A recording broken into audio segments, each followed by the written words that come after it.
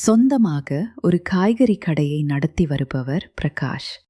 அவர் கல்லூரி படிப்பை முடித்திருந்தாலும் வேறு யாரிடமாவது சம்பளத்திற்கு வேலை செய்வதை விட தானே சொந்தமாக தொழில் செய்யலாம் என்று முடிவெடுத்தார்.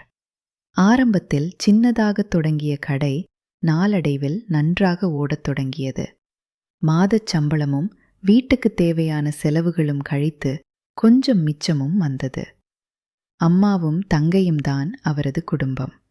சிறு வயதிலேயே அப்பா இறந்துவிட்டார். அம்மா ஆட்டோமேஷன் கம்பெனியில் சிறு வேலை பார்ப்பார். பிரகாஷுக்கு ஒரே தங்கைதான். பெயர் திவ்யா. திவ்யாவுக்கு திருமண வயதாகிவிட்டது. நல்ல வேலை, நல்ல வீடு என்று பார்த்து பார்த்து பெண் பார்க்க ஆரம்பித்தார்கள். ஆனால் திவ்யாவுக்கு எந்த வரனும் சரியாக பிடிப்பதில்லை. ஒருவருக்கு வேலை சரியில்லை, ஒருவருக்கு நடத்தை சரியில்லை என்று சொல்லி நாட்கள் கடந்தன. பிரகாஷுக்குள் ஒரு பதட்டம். காரணம், காய்கறி கடை கடன்தான். அக்கம் பக்கத்தில் காய்கறி மொத்த விற்பனைக்கு போகும்போது சில மொத்த வியாபாரிகளிடம் சின்ன சின்ன கடன் வாங்கியிருந்தார். அது சுமாராக 1,00,000 ரூபாய் வரை ஆகிவிட்டது. மாதம் தவறாமல் வட்டியும் முதலுமாக திருப்பிக் கொடுத்தாலும் முழுமையாக அடைக்க முடியாத நிலையில் இருந்தார். இதனால் தங்கையின் திருமணச் செலவுக்கு பணம் ஒதுக்குவதிலும் கடையின் மற்ற செலவுகளை சமாளிப்பதிலும் அவருக்கு சிரமமாக இருந்தது. திவ்யாவுக்கு கிடைத்த 10வது வரன்தான் சிறிது மாற்றத்தை ஏற்படுத்தியது. பக்கத்து ஊரைச் சேர்ந்த சரவணன் என்ற இளைஞன் மளிகை கடை நடத்தி வந்தான். 2 கடைகளுக்கும் இடையே மொத்த வியாபார உறவு இருந்ததால் பிரகாஷுக்கு அவனை நன்றாக தெரியும். வயது, சம்பாத்தியம், நடத்தை 3ம் சரியாக இருந்தது. திவ்யாவும் சரவணனை பார்த்ததும் இவர்தான் என்று மனதுக்குள் முடிவெடுத்தாள். அம்மாவுக்கும் பிடித்திருந்தது. பிரகாஷுக்கு மட்டும் சற்று தயக்கம். காரணம், திருமணச் செலவு. ஏற்கனவே கடன் மேல் கடனாக இருந்த நிலையில் மேலும் பணம் செலவழித்தால் என்ன ஆகும் என்று பயமாக இருந்தது. இருந்தாலும் தங்கையின் மகிழ்ச்சியே பெரிது என்று முடிவெடுத்தார். திருமணச் செலவுக்காக சித்தப்பா, சித்தி, அத்தை என்று உறவினர்களிடம் கடன் வாங்கினார். மீதி தொகைக்கு வங்கியில் தனிநபர் கடன் எடுத்தார். முடிவில் திருமணம் மிகச் சிறப்பாக நடந்தது. ஊரே பாராட்டும் அளவுக்கு கிராண்டாக ஏற்பாடு செய்திருந்தார் பிரகாஷ். திவ்யாவை சரவணனிடம் ஒப்படைத்துவிட்டு வீட்டுக்கு திரும்பிய போது பிரகாஷின் மனதில் ஒரு பகுதி கனமாக இருந்தது. இனிவரும் மாத கணக்குகளை எப்படி சமாளிப்பது என்ற கேள்விதான். திருமணத்துக்கு பிறகு திவ்யா புது வீட்டில் குடியேறினாள். அங்கேதான் அந்த வீட்டின் மாடியில் வாடகைக்கு குடியிருந்த அனு என்ற பெண்ணுடன் பிரகாஷுக்கு அறிமுகம் ஏற்பட்டது. ஆனால் அந்த அறிமுகம் ஒரு சாதாரண உறவாக இருக்காது என்று அப்போது யாரும் எதிர்பார்க்கவில்லை. தங்கையின் திருமணத்துக்கு பிறகு பிரகாஷ் தன் காய்கறி கடையில் இன்னும் கூடுதல் கவனத்துடன் வேலை செய்யத் தொடங்கினார். கடனை விரைவில் அடைக்க வேண்டும் என்ற முடிவில் அதிகாலை 3 மணிக்கே எழுந்து மொத்த மார்க்கெட்டுக்கு சென்று புது காய்கறிகளை வாங்கி வருவார். கடையில் ஏற்கனவே இருந்த ஒரு உதவியாளர் போதாமல் மேலும் ஒருவரை நியமித்தார். வாடிக்கையாளர்களுக்கு வீட்டு டெலிவரி, பண்டிகை நாட்களில் சிறப்பு ஆஃபர் என்று கடையை விரிவுபடுத்தினார். மெல்ல மெல்ல வருமானம் உயரத் தொடங்கியது. இருந்தாலும் கடனின் அசல் தொகை குறைவதை விட வட்டியே பெரிய சவாலாக இருந்தது. மாதம் 10,000, 12,000 என்று போனால் மீதி கைமாறுவதே இல்லை. அம்மாவுக்கு மாத்திரைக்கு செலவு, வீட்டு வாடகை, மின் கட்டணம் என்று ஒவ்வொரு ரூபாயையும் மிக கணக்கு பார்த்து செலவழிக்க வேண்டியிருந்தது. இந்த சூழலில்தான் பிரகாஷ் தங்கையை பார்க்க அடுத்த ஊருக்கு சென்றார். திவ்யாவின் வீடு ஒரு தனி வீடு. மாடி பகுதியை வேறு யாரோ வாடகைக்கு எடுத்திருந்தார்கள். பிரகாஷ் சென்ற நாளில் சரவணன் வேலை காரணமாக வெளியூர் சென்றிருந்தான் தான். திவ்யா, அண்ணா நீ ஒரு 10 நாள் இங்கே இருந்துட்டு போ, உனக்கு ஒரு ரூமோ மாடியில் இருக்கு, எனக்கும் பேச்சு துணை வேணும் என்றாள். பிரகாஷுக்கும் ஒரு சில நாட்கள் ஓய்வு தேவைப்பட்டது. கடையை உதவியாளரிடம் ஒப்படைத்துவிட்டு தங்கை வீட்டுக்கு செல்ல முடிவெடுத்தார். அங்கு சென்றதும் மாடியில் தங்க ஏற்பாடு செய்தாள் திவ்யா. மறுநாள் காலை திவ்யா, அண்ணா, கோயிலுக்கு போலாமா? அருகில் இருக்கும் பெருமாள் கோயில் ரொம்ப பிரசித்தி என்றாள். பிரகாஷ் சம்மதித்தார். இருவரும் குளித்துவிட்டு புறப்பட்டார்கள். கோயில் வளாகத்தில் நுழைந்ததும் ஒரு இனிய குரல், ஹாய் திவ்யா, நீங்க வந்துட்டீங்களா என்று கேட்டது. திரும்பி பார்த்தால் அழகான சந்தன வண்ணப் புடவையில் எளிமையாக ஆனால் நேர்த்தியாக இருந்த ஒரு பெண். அதுதான் அனு. அனு திவ்யாவின் மாடி அறைக்கு அடுத்த வீட்டில் தன் தாயுடன் குடியிருந்தாள். சமீபத்தில்தான் அங்கு வந்திருந்தாள். திவ்யாவுக்கும் அனுவுக்கும் நட்பு ஏற்பட்டிருந்தது. அனு கோயிலில் வழிபாடு முடித்துவிட்டு திரும்பிக் கொண்டிருந்தாள். நாங்க கும்பிட்டுட்டு வரோம், கிளம்புங்க என்றாள் திவ்யா. அனுவும் உடனே சம்மதித்தாள். மூவரும் கோயிலுக்குள் சென்றார்கள். பிரகாஷ் கோபுரத்தையும் துவஜ ஸ்தம்பத்தையும் பார்த்து கொண்டிருந்த போது அனு அவருக்கு அருகில் வந்து, தங்கச்சி, உங்களை பற்றி ரொம்ப பெருமையா சொல்லுவாங்க. கடை நல்லா போகுதாமே என்றாள். பிரகாஷ் பதில் சொல்லும் முன்பே திவ்யா வேறு எங்கோ சென்று விட்டாள். திடீரென்று இருவரும் மட்டும் அங்கே தனியாக நின்றார்கள். அந்த சில வினாடிகளில் அனுவின் முகத்தில் ஏதோ வலி மறைந்திருப்பதை பிரகாஷ் கவனித்தார். ஆனால் உடனே அதை கேட்க துணியவில்லை.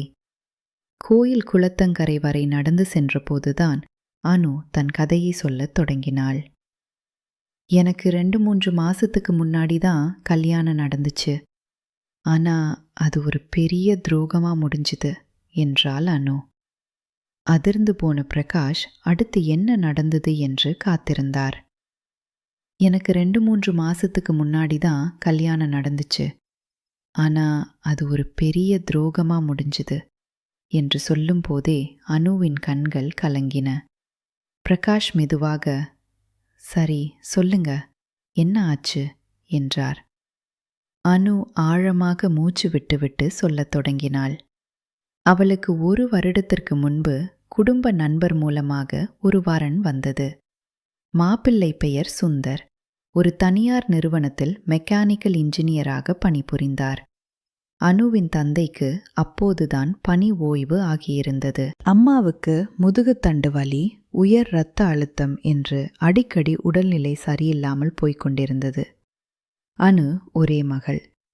கல்யாணம் என்றதுமே பெற்றோருக்கு மிகுந்த மகிழ்ச்சி. ஜாதகம் பொருந்தியதும் உறவினர்கள் அனைவரையும் கலந்து பேசி முகூர்த்தம் குறித்தார்கள். கல்யாணம் மிக பெரிய அளவில் ஊரில் உள்ள ஒரு கல்யாண மண்டபத்தில் வெகு விமரிசையாக நடந்தேறியது. மாப்பிள்ளை வந்து தாலி கட்டினான். சாப்பாடு, இசை, பொழுதுபோக்கு எல்லாம் சிறப்பாக இருந்தன. ஆனால் கல்யாணம் முடிந்து மறுநாளே மாப்பிள்ளை வீட்டார் மனமாற்றம் அடையத் தொடங்கினர். அனுவின் தாய்க்கு பிடித்தமான புடவை கட்டவில்லை. சமையலில் சுவை சரியில்லை. வீட்டு வேலைகள் சரியாகச் செய்யவில்லை என்று சின்ன சின்ன விஷயங்களுக்கு குறை கூறினர். சுந்தர் கூட, நீ மாடர்னா இல்ல, உனக்கு எதுவும் தெரியாது என்று சொல்லி அவமதித்தான். 3 மாதங்கள் கழித்துதான் அந்த உண்மை வெளியே வந்தது. சுந்தருக்கு வேறொரு பெண்ணிடம் மிக நெருக்கமான உறவு இருந்தது. அவன் பணிபுரிந்த அதே கம்பெனியில் வேறொரு துறையில் பணிபுரிந்த அந்த பெண்ணை அவன் ஏற்கனவே விரும்பினான். ஆனால் வீட்டார் சம்மதிக்காததால் அனுவை அவசரமாக திருமணம் செய்து வைத்துவிட்டு பிறகு விவாகரத்து செய்ய திட்டமிட்டிருந்தான். 4வது மாதத்தில் ஒரு நாள் சுந்தர் வீட்டுக்கு வரவே இல்லை. மறுநாள் அவனது நண்பன் மூலமாக ஒரு கடிதம் வந்தது. என்னை மன்னித்துவிடு, நான் உனக்கு தகுதியானவன் இல்லை. ஏற்கனவே எனக்கு பிடித்த ஒருத்தியோடு நான் போய்விட்டேன். உனக்கு விவாகரத்து வழங்குகிறேன் என்று எழுதப்பட்டிருந்தது. அனுவிற்கு அதிர்ச்சி தாங்க முடியவில்லை. அவளது தாய், எங்களுக்கு தெரியாமல் இப்படி ஒரு ஆளிடம் உன்னை கொடுத்தோமே என்று கதறி அழுதாள். ஊர் முழுக்க விஷயம் பரவியது. சிலர் அனுவை பரிதாபமாக பார்த்தார்கள். சிலர், ஒருவேளை அனுவிலும் ஏதாவது குறை இருக்குமோ என்று கிசுகிசுத்தார்கள். அனு மனதளவில் முற்றிலும் உடைந்து போனாள். ஆனால் தனது தாயின் உடல்நிலை மோசமாகப் போவதைக் கண்டு அவள் தைரியமாக இருக்க வேண்டிய கட்டாயத்தில் இருந்தாள். தந்தை ஓய்வு பெற்ற பணமெல்லாம் கல்யாணத்தில் செலவாகிவிட்டது. அப்பாவுக்கு கிடைத்த ஓய்வூதியமும் அம்மாவின் மருந்து செலவுக்கு போதுமானதாக இல்லை. அனு ஒரு ஆன்லைன் வேலை பார்த்து கொஞ்சம் பணம் சம்பாதிக்க ஆரம்பித்தாள். அந்த சூழலில்தான் அவள் திவ்யாவின் வீட்டு மாடிக்கு வாடகைக்கு வந்தாள். திவ்யாவுடன் நெருங்கி பழகினாள். பிரகாஷ் இதை கேட்டபோது அவனுக்கு மிகுந்த வேதனையாக இருந்தது. இதை என்னிடம் முன்பே சொல்லி இருக்கக்கூடாதா என்று கேட்டார். அனு, யாரிடமும் சொல்ல எனக்கு மனசு வரல. நீங்க ஒரு நல்ல மனுஷங்கிறது இப்பத்தான் தெரியும் என்றாள். அன்று முதல் பிரகாஷுக்கும் அனுவுக்கும் இடையில் ஒரு புரிதல் ஏற்பட்டது. பிரகாஷ் அவளுக்கு உறுதுணையாக இருப்பதாகச் சொன்னார். எல்லாம் நல்லதுக்கு தான் நடக்கும். அவன் உன்னை விட்டு போனது உனக்கு கிடைத்த பெரிய விடுதலையே என்றார். அன்று மாலை திவ்யாவிடம் பேசிய பிரகாஷ், அனு ரொம்ப நல்ல பொண்ணா தெரியுது. அவளுக்கு இப்படி நடந்ததே மிகப்பெரிய அநியாயம் என்றார். திவ்யா சிரித்துக்கொண்டே, அண்ணா, உனக்கு அவளை பிடிச்சிருக்கா சொல்லு என்று கேட்டாள். அந்த கேள்விக்கு பதில் சொல்ல தயங்கினார் பிரகாஷ். திவ்யாவின் கேள்விக்கு பதில் சொல்லாமல் பிரகாஷ் அங்கிருந்து நகர்ந்தார். ஆனால் அவரால் மறுக்கவும் முடியவில்லை. ஆம், அனு மீது ஒரு ஈர்ப்பு உருவாக்கியிருந்தது. அவளது எளிமை, துயரத்தை தாங்கிக் கொள்ளும் பக்குவம், அம்மாவுக்காகச் செய்யும் அர்ப்பணிப்பு, இவை அனைத்தும் பிரகாஷை கவர்ந்தன. அவர் தனக்குள் நினைத்தார், நான் எவ்வளவு கடனில் இருந்தாலும் என்னால் முடிந்த உதவியை அவளுக்கு செய்யலாம். ஆனால் அவளை நான் திருமணம் செய்து கொள்ளலாமா என்ற கேள்வி அவரை தேடி வந்தது. ஒருபுறம் கடன், மறுபுறம் அனுவின் மீதான அன்பு. அவர் தனது மனதை திவ்யாவிடம் திறந்தார். திவ்யா, நான் அனுவை பிடித்து வைத்திருக்கேன். ஆனால் என்னிடம் 1,00,000 ரூபாய்க்கும் மேல் கடன் இருக்கிறது. அதை சொல்லி அவளை கல்யாணம் செய்து கொள்ளச் சொல்வது சரியாக இருக்குமா என்றார். திவ்யா உடனே, அண்ணா, அந்த அக்கா ரொம்ப நல்லவங்க. அவங்க வீடும் சம்மதிச்சா அது உங்களுக்கு நல்லது தான். ஆனா அவங்களுக்கு ஒரு விஷயம் சொல்லித்தான் ஆகணும். ஏமாத்த வேண்டாம் என்றாள். பிரகாஷ் முடிவெடுத்தார். நேரில் அனுவை பார்க்கச் சொல்லி அழைத்தார். ஒரு மாலை நேரத்தில் திவ்யாவின் வீட்டுத் தோட்டத்தில் அனுவை சந்தித்தார். இருவருக்கும் இடையில் ஒரு சில வார்த்தைகள் பரிமாறப்பட்டன. அனு, நான் ஒரு காரியத்தை சொல்ல வந்திருக்கேன். என்னை மன்னிச்சுக்கணும் என்று ஆரம்பித்தார் பிரகாஷ். அனு, என்ன விஷயம்? பயமுறுத்தாதீங்க என்றாள். என்னிடம் திருமணம் செய்து கொள்ள உனக்கு விருப்பம் இருக்கா என்று நேரடியாக கேட்டார் பிரகாஷ். அனு முகத்தை சற்று தாழ்த்தி சிறிது நேரம் அமைதியாக இருந்தாள். பிறகு, உங்களை எனக்கு ரொம்ப பிடிக்கும். ஆனால் நான் ஏற்கனவே திருமணமானவள். சமூகம் என்ன சொல்லும்? நீங்கள் என்ன சொல்வீர்கள் என்றாள். எனக்கு முக்கியமே நீதான், உன் கடந்த காலம் அல்ல. ஆனால் ஒரு உண்மையை சொல்லிவிட வேண்டும். என்னிடம் 1,00,000 ரூபாய்க்கும் மேல் கடன் இருக்கிறது. மாதம் கொஞ்சம் கொஞ்சமாக அடைத்து கொண்டிருக்கிறேன். உன்னை நான் வறுமையில் வைத்துவிட மாட்டேன். ஆனால் ஆடம்பரமான வாழ்க்கையும் தர முடியாது என்றார். அனு எதிர்பாராத பதிலை சொன்னாள். நான் ஒரு ஆடம்பரமான வாழ்க்கையை வாழவில்லை. எனக்கு தேவையே ஒரு நல்ல கணவர், அமைதியான வாழ்க்கைதான். உங்கள் கடன் ஒரு பிரச்சனையே இல்லை. நானும் வேலை செய்து சம்பாதிக்கிறேன். 2 பேரும் சேர்ந்து அதை அடைத்து விடலாம். ஆனால் நீங்கள் என்னை உங்கள் குடும்பத்தில் ஏற்றுக்கொள்வீர்களா, உங்கள் அம்மா என்றாள். அந்த கேள்விக்கு பிரகாஷிடம் பதில் இருந்தது. என் அம்மா நல்லவங்க, நான் சொன்னா கேட்பாங்க. ஆனால் உன்னுடைய அம்மா என்ன சொல்றாங்க என்றார். அனு, நாளை நீங்கள் எங்கள் வீட்டுக்கு வாங்க, என் அம்மாவை பாருங்க என்றாள். மறுநாள் பிரகாஷ் அனுவின் வீட்டுக்கு சென்றார். அனுவின் தாய் சுசீலா படுக்கையிலிருந்தபடியே வரவேற்றார். வாப்பா, உட்காருங்க என்றாள். பிரகாஷ் எல்லாவற்றையும் நேரடியாகச் சொன்னார். என்னிடம் கடன் இருக்கிறது. காய்கறி கடை நடத்துகிறேன். பெரிய சம்பளம் கிடையாது. ஆனால் உங்கள் பொண்ணை நான் ஒருபோதும் கஷ்டப்படுத்த மாட்டேன். அவளை நான் பாதுகாப்பேன் என்றார். சுசீலா சற்று நேரம் யோசித்துவிட்டு, பையா, எங்களுக்கு பணம் பெரிய விஷயமில்லை. எனக்கு தெரியும், நான் அதிக நாள் இருக்க மாட்டேன். இந்த பொண்ணுக்கு நல்ல புருஷன் கிடைத்தால் போதும். உனக்கு அவளை பிடித்திருந்தால் நான் சம்மதம். கடனை கூட நான் கொஞ்சம் உதவி செய்ய முடியும் என்றாள். பிரகாஷ் அதிர்ச்சியும் மகிழ்ச்சியும் அடைந்தார். இல்லை, நீங்கள் கஷ்டப்படாதீர்கள், நானே சமாளித்துக் கொள்வேன் என்றார். சுசீலாவின் சம்மதத்துடன் பிரகாஷும் அனுவும் திருமணத்துக்கு தயாரானார்கள். ஆனால் அனுவின் முந்தைய திருமணம் ஒரு பெரிய தடையாக இருந்தது. ஊர் என்ன சொல்லும்? அதை எப்படி எதிர்கொள்வது? பதில் தெரியாமல் பிரகாஷ் தவித்தார். திருமணம் என்றதும் முதலில் எழுந்த பிரச்சனை அனுவின் முந்தைய திருமணத்திற்கான விவாகரத்து ஆவணங்கள். சுந்தர் அனுப்பியிருந்த கடிதமும் அவனது வழக்கறிஞர் மூலம் வந்த ஆவணங்களும் சரியாக இருந்தன. ஆனால் ஊரில் உள்ளவர்களுக்கு இது பிடிக்குமா?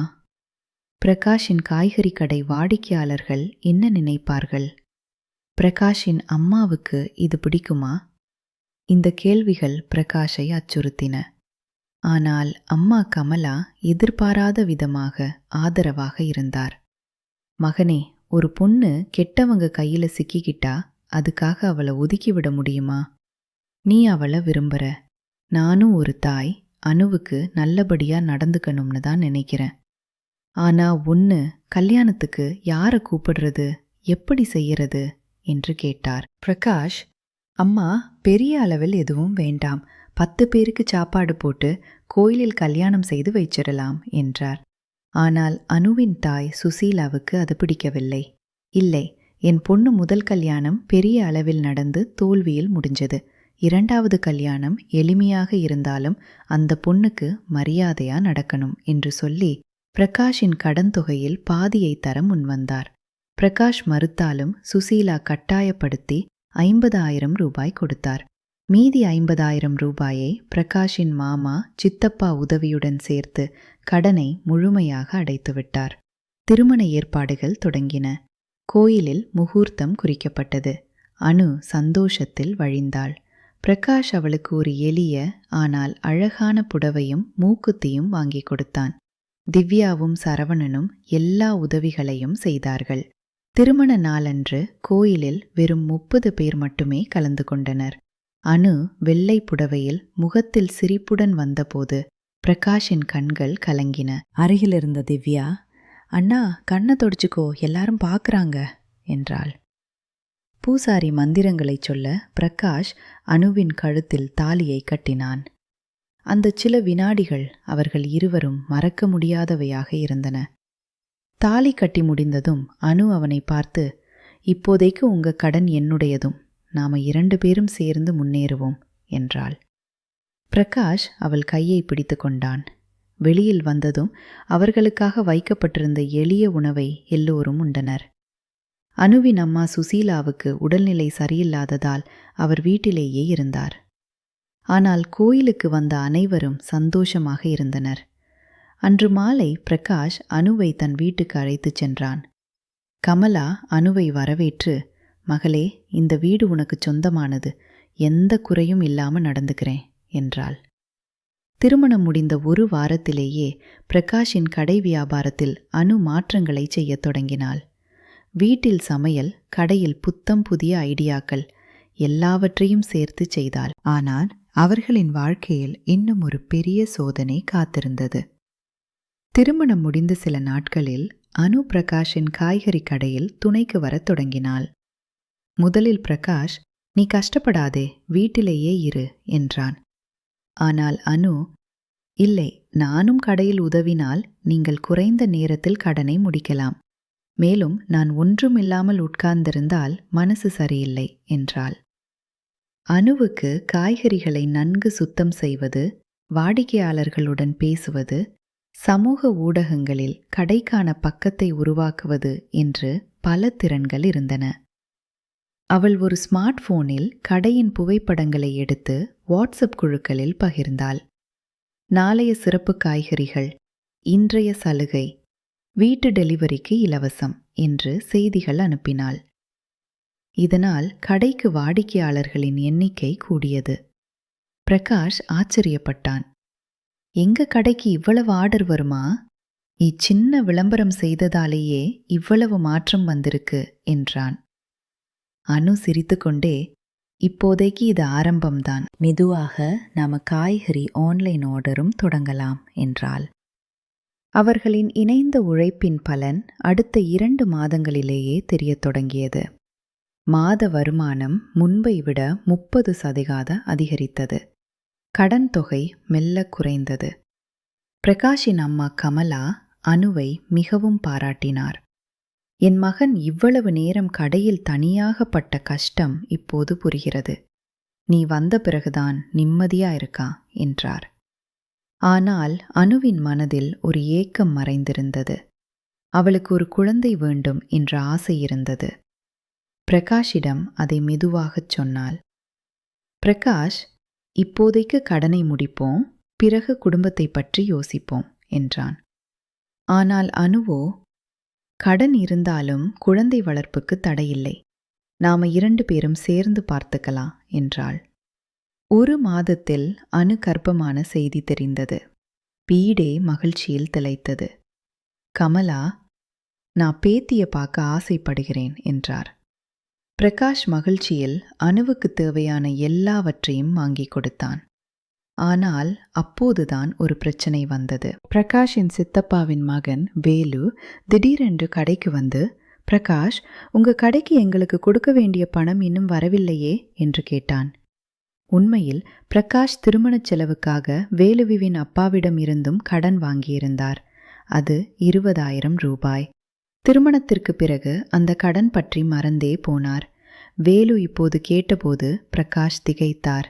கையில் அவ்வளவு ரொக்கமும் இல்லை. அனு இதை கேள்விப்பட்டு, கவலைப்படாதீங்க, என்னிடம் கொஞ்சம் சேமிப்பு இருக்கு, அதை கொடுத்து விடலாம் என்றாள். பிரகாஷ் மறுத்தான். ஆனால் அனு கேட்கவில்லை. அவள் தன் தாய் சுசீலாவிடமிருந்து வாங்கியிருந்த ஒரு சிறிய தொகையை கொடுத்து வேலுவிடம் கடனை அடைத்தாள். இந்த சம்பவம் பிரகாஷை மிகவும் பாதித்தது. நான் தான் எவ்வளவு பலவீனமானவன், என் மனைவிதான் என்னை காப்பாற்றுகிறாள் என்று நினைத்து வெட்கப்பட்டான். ஆனால் அனு அவனிடம், நாங்க கணவன் மனைவி, நமக்கு உன்னுடையதும் என்னுடையதும் கிடையாது, எல்லாம் சேர்ந்ததுதான், அப்படித்தானே என்றாள். சில மாதங்கள் கடந்தன. அனுவின் கர்ப்பம் முழுமையாகி ஒரு பெண் குழந்தை பிறந்தது. வீடு பூரித்து போனது. ஆனால் அப்போதுதான் அனுவின் உடல்நிலையில் ஏற்பட்ட ஒரு சிக்கல் அனைவரையும் பதற வைத்தது. அனு ஒரு அழகான பெண் குழந்தையை பெற்றெடுத்தாள். பெயர் காவ்யா.